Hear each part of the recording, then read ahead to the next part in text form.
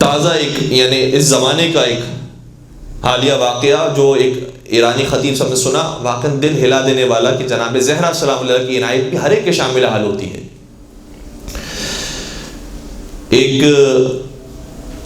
کسی عرب کنٹری کے اندر رہنے والا، بعض علماء کے بقول وہ بحرین کا رہنے والا تھا، بعض کے بقول وہ دبئی کا رہنے والا تھا، لیکن بہرحال وہ پھر ایران آ گیا تھا۔ ایران میں اس نے مجلسیں رکھوائی، محرم کے ایام تھے، پہلا عشرہ تھا، جس خطیب کو اس نے بلایا تھا محرم کے ایام میں، اس سے کہا کہ ابتدائی دنوں کے اندر حضرت زہرا کے آپ مصائب پڑھیے گا۔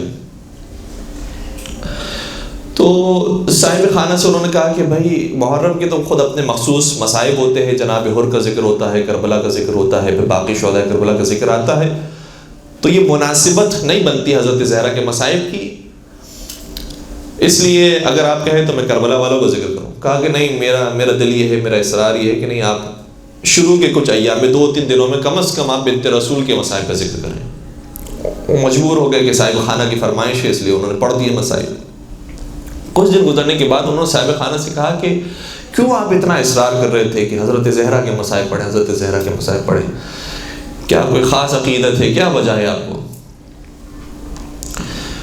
انہوں نے کہا کہ ایک راز کی بات ہے، کیونکہ کوئی اور نہیں ہے اس لیے میں آپ کو بتا رہا ہوں۔ بات یہ ہے کہ میں پہلے شیعہ نہیں تھا، میں پہلے حضرت زہرا کا ماننے والا نہیں تھا۔ میں عرب کنٹری کے اندر رہتا تھا اور بہت زیادہ پیسے والا تھا، شادی ہوئی، پروردگار نے مجھے ایک بہت پیاری سی بیٹی عطا فرمائی، اور واقعاً اگر بیٹی باپ کو مل جائے اور پھر باپ اپنی اس لخت جگر کو دیکھتا رہے، پوری زندگی اس کی وہی ہوتی ہے۔ وہ عرب اپنی کہانی بتاتے بتاتے کہہ رہا تھا کہ جیسے جیسے ہی میری بچی بڑی ہوتی گئی نا، اس کی محبت میرے دل میں اور پیدا ہونے لگی، اتنے پیار سے باتیں کیا کرتی تھی۔ چھوٹے بچے ایک خاص ہی تلفظ کے ساتھ باتیں کرتے، کہتے اس کی آواز مجھے بڑی اچھی لگتی تھی، باقاعدہ میں اگر اپنے آفس بھی جاتا تھا تو 2-3 مرتبہ اس سے فون پہ بات کرتا تھا۔ کچھ دن گزرنے کے بعد ایسا ہوا کہ اچانک فون آیا اور کہا کہ جلدی سے گھر پر پہنچے آپ، بچی کے گلے میں سکہ پھنس گیا ہے۔ کہا کہ میں دوڑتا دوڑتا بے چین حالت میں پہنچا گھر پہ، تو میں نے دیکھا کہ ہاں بچی بہت مضطرب ہے، سانس رک گئی ہے، حالت بہت خراب ہے۔ میں جلدی سے اس کو ڈاکٹر کے پاس لے کر گیا، تو کہتا ہے کہ ڈاکٹر نے کہا کہ ایسی جگہ پر اب یہ سکہ پھنس گیا ہے کہ اس کو آپریشن کرنا پڑے گا۔ تو کہا کسی بھی طریقے سے آپ نکالیں، کہا یہ آپریشن یہاں ہو نہیں سکتا، آپ ابھی فلائٹ لے کر فرانس جائیں، فرانس کے خاص اسپیشلسٹ ڈاکٹر، اس سے میں بات کروں گا، آپ کا وہ علاج کرے گا اور وہ ٹھیک ہو سکتا ہے۔ کہتے اتنا میں امیر تھا، اسی وقت میں نے اپنا جیٹ طیارہ لیا اور اسی وقت فرانس کا سفر کر کے میں وہاں پہنچا، اور وہاں میں ہاسپٹل میں گیا، وہ ڈاکٹر موجود تھے ٹریٹمنٹ کے لیے، وہ میری بیٹی کو اندر لے کر گئے۔ ڈاکٹر نے کہا کہ سکہ تو نکال لیں گے، لیکن مسئلہ یہ کہ جس راستے تک وہ پہنچ چکا، جگہ پر پہنچ چکا ہے، ہمیں وہاں تک پہنچنے کے لیے جن اوزار کو استعمال کرنا ہے، اس کے بعد آپ کی اس بیٹی کی قوت سماعت ختم ہو جائے گی، وہ سننے کے قابل نہیں رہے گی، آپ کہیں تو ہم یہ کام کریں، نہیں تو پھر یہ اسی حالت میں۔ تو کہا مجبور تھا میں نے کہا کہ آپ کسی بھی طریقے آپریشن کریں، اس کی جان بچانا ضروری ہے۔ کہتے ہیں کہ بس آپریشن کے لیے پوری تیاری ہو چکی تھی، میں دیوار سے ٹیک لگائے بالکل نا امید ہو کر کہ کیا ہوگا میری بچی کے ساتھ اور کیسے آگے کی زندگی چلے گی۔ لیٹا ہوا تھا کہ اچانک میں نے مدینے کا رخ کیا اور مجھے نبی اکرم یاد آئے، اور چونکہ وہ غیر شیعہ تھے، کہا کہ میں نے نبی اکرم کو یاد کیا اور ان کی پیاری بیٹی کو یاد کیا۔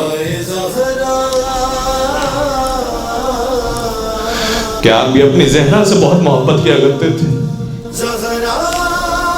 جب کسی سفر پر جاتے تو سب سے آخر میں ان سے ملاقات کر کے نکلتے تھے، جب سفر سے لوٹ کر آتے تو سب سے پہلے حضرت زہرا کے پاس جاتے تھے، یا رسول اللہ مجھے بھی میری بیٹی سے بہت محبت ہے، آپ کو آپ کی بیٹی فاطمہ کا واسطہ ہے، میں آپ کا وسیلہ اختیار کرتا ہوں، کسی طریقے سے میری بچی کو نجات دے دیجیے۔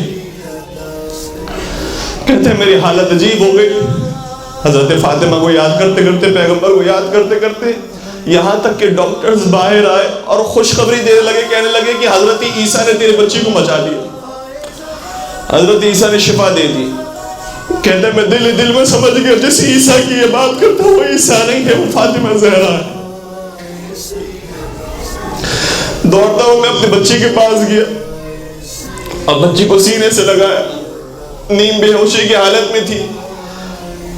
بچی بات کرنے لگی تو کہنے لگی بابا جان آپ کو پتا ہے آپ چلے گئے تو کچھ دیر کے بعد ایک خاتون میرے پاس آئی، اس نے مجھے سینے سے لگایا اور سینے سے لگانے کے بعد اپنا دست مبارک اپنا ہاتھ میری پشت پر مارا تو یہ سکہ خود بخود باہر آ گیا۔ اور جب وہ بی بی جانے لگی تو جملہ کہا کہ اپنے بابا کو یہ کہنا کہ جتنی محبت اس کو اپنی بیٹی سے اس سے زیادہ محبت میرے بابا کو اپنی بیٹی سے تھی۔ اگر تو اپنی بیٹی کے لیے اتنی سی تکلیف برداشت نہیں کر سکا، ہائے مدینہ جس کے اندر اسی بچی کو